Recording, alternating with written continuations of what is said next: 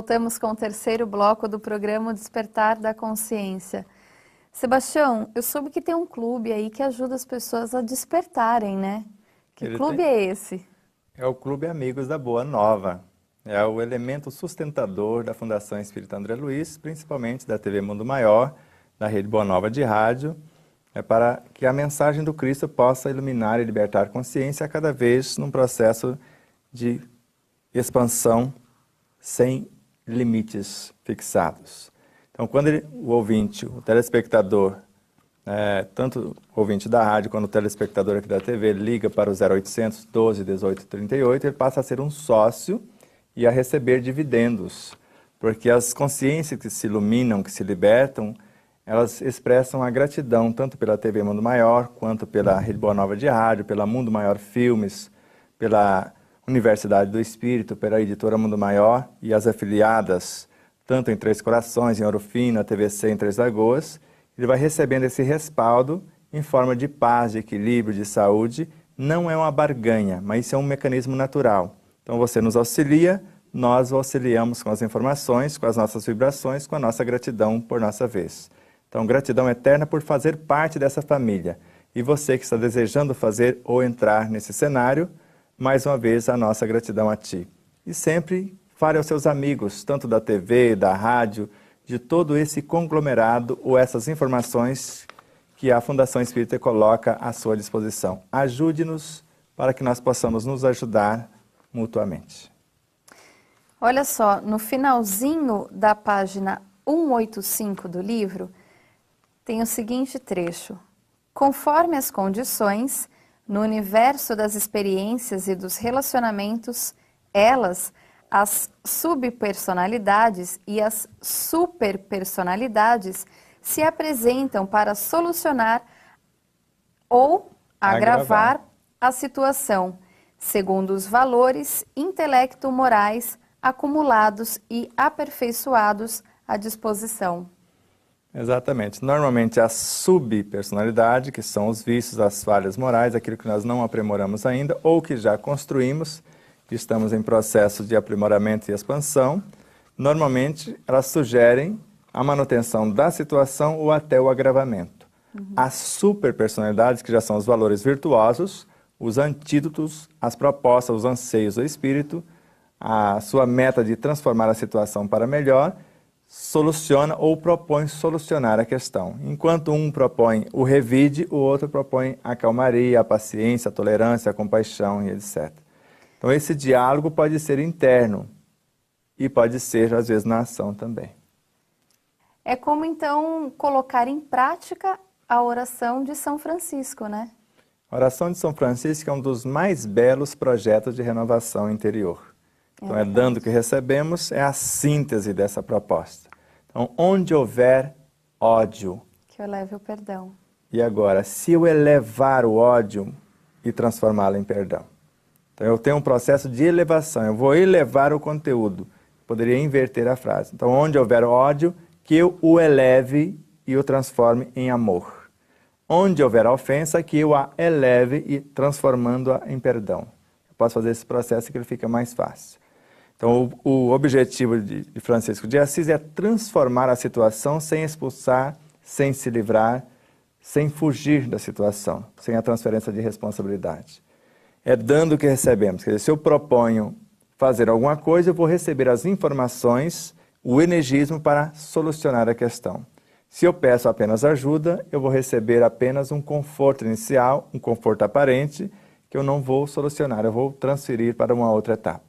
Quando eu recebo auxílio e não proponho a melhoria do meu universo, eu apenas estou dando um tempo como se recebesse um fôlego, um afago, um aconchego, mas a situação permanece. Então eu estou desesperado, alguém vem e me conforta, me consola, mas ele não solucionou a minha questão. Ele pode até trazer o alimento se eu estou com fome, mas eu vou continuar dependente. Agora, quando ele traz o alimento, sacia a minha fome e me dá os meios, ou me aponta os meios, os caminhos para que eu possa gerir a minha própria vida, agora ele me liberta. Se ele me dá um peixe, ele me deu uma refeição. Se ele me dá uma vara e me ensina a pescar, ele me deu o alimento para a vida toda. É mais ou menos assim. E como nós devemos proceder para que essa situação não se agrave? A primeira coisa é desejar transformar aquilo em algo melhor. Eu reconheço a situação, já provei o seu valor desequilibrante, já senti a dor física, a dor psíquica, emocional, a dor moral, e não desejo fazer a manutenção desses desequilíbrios, dessas perturbações ou desses estados desoladores que acabam não só com o meu universo no meu universo gerando enfermidade, mas também no contexto onde estou exercitando as experiências que deveriam ser promotoras e às vezes estão sendo perturbadoras.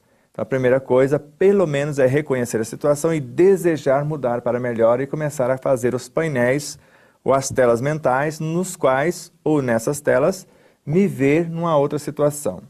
Se em conflito no relacionamento conjugal, ver a vida em harmonia nesse relacionamento, ou se em conflito no lar como um todo, ver esse lar em harmonia com todos os seus componentes.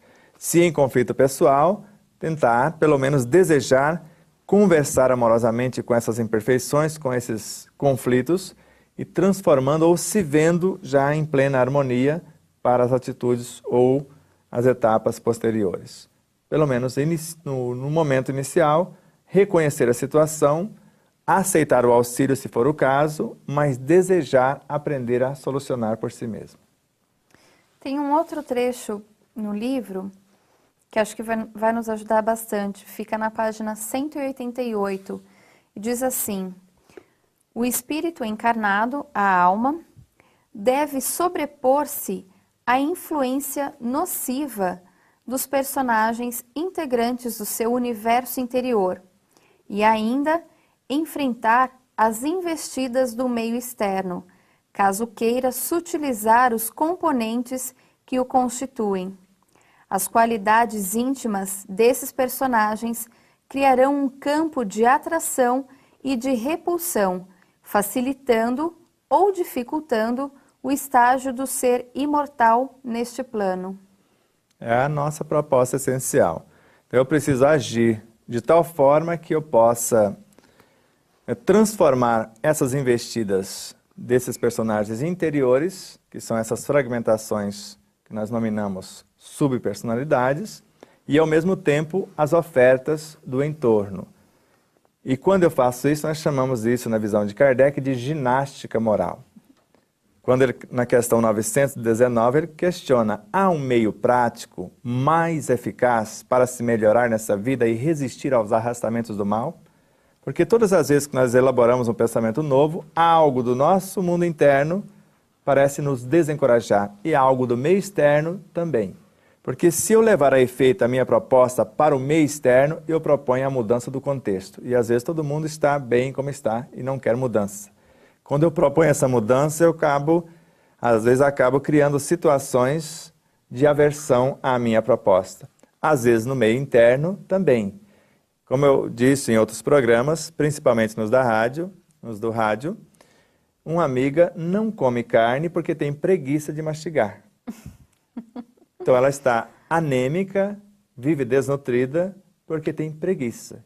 Porque ela convida o seu universo físico ao exercício, ele prefere morrer de fome porque está morrendo, do que ter o trabalho de mastigar.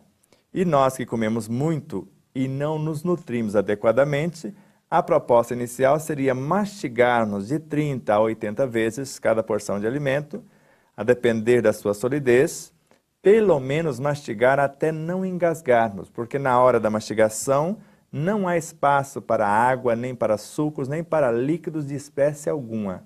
O momento é da saliva, e a saliva tem o dever e a função de umedecer esse bolo alimentar que está sendo mastigado, dissociado nas suas estruturas, até eu engolir sem engasgar. Pelo menos isso nós devemos fazer. E naquele momento, eu estar visualizando o meu processo de transformação, visando a saúde, o equilíbrio, o peso, a agilidade, a resistência, tudo que eu gostaria que acontecesse no meu corpo. Porque naquele estágio, as enzimas que foram criadas por essas intenções de mudança, por essas intenções de aprimoramento, vão sendo repassadas ou repassando as imagens das minhas intenções para cada fragmento dessa energia vital que está entrando por meio dos alimentos. Então, quanto mais eu elaboro esse mecanismo, quanto mais calma eu tiver no momento e quanto mais a proposta for amorosa e promotora desses cenários, mais eu nutro o meu corpo de forma saudável, sem excesso, com equilíbrio. Então, quanto mais mastigamos, menos comemos, melhor nutrimos e resolvemos, pelo menos, o problema da nossa conta bancária, né? Porque vai sobrar algum lá no final do mês. De 30% a 60% do que nós gastarmos com alimentação, já podemos economizar só no processo da mastigação ou na hora da alimentação, de uma forma consciente e responsável. Por que somos resistentes a algumas mudanças? Por conta dessa responsabilidade que assumimos. Porque se eu tomo consciência que a nutrição não se dá pela quantidade, mas sim pela qualidade dos alimentos e a qualidade dos pensamentos expressados antes, durante e após, do que nós estamos sentindo naquele momento ou desejando, do que nós vamos falar ou estamos falando, ou do que nós vamos fazer.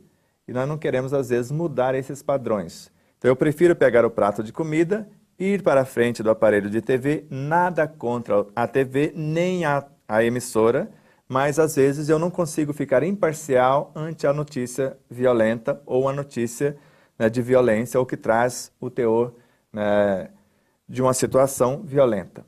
Então, se eu não consigo, quem vai reprogramar o meu alimento é o que eu estou vendo, porque está gerando emoções que vai gerar enzimas.